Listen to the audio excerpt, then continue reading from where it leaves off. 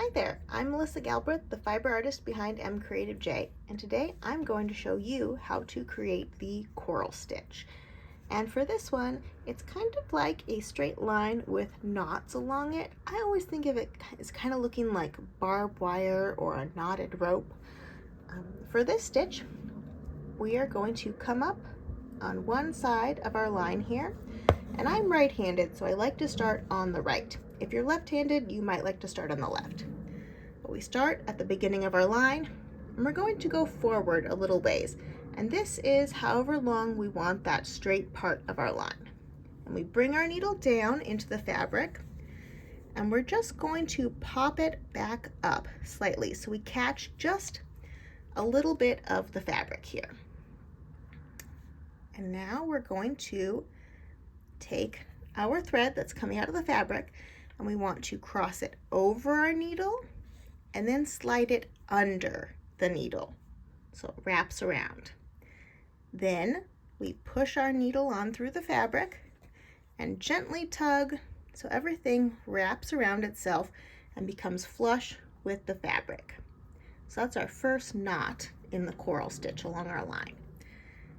And then we're going to do that again along our line. And I find it's helpful to hold my thread down towards the bottom of the line so it doesn't get in the way. So again, I'll go forward to where I want the next knot in my coral stitch. And then I will pop my needle into the fabric and then catch just a little bit of the fabric and pop it back up. Then I'll take my thread that's coming out of the fabric and I cross it over the needle, then slide it under the needle. Then I push my needle on through the fabric and gently tug so everything becomes nice and flush with the fabric. And I would repeat until however long I want my line. So I'll go forward a ways again, pop that up, and as you can see, your little thread likes to kind of slide up there, which is why I like to hold it down towards the bottom. And if you catch a lot of thread, your knot will kind of look really big here.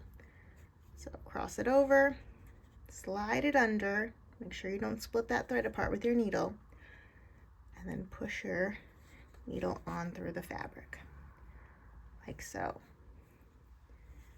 And again, we'll go forward a little ways, go in and out of the fabric. You can see my needle is kind of angled here. That means I'm going to have an angled knot. So I just want to adjust a little bit. So I'll take my needle out and stick it back in again. Now it's straighter. All right. So again, cross my thread over, slide it under, and push my needle on through, like so.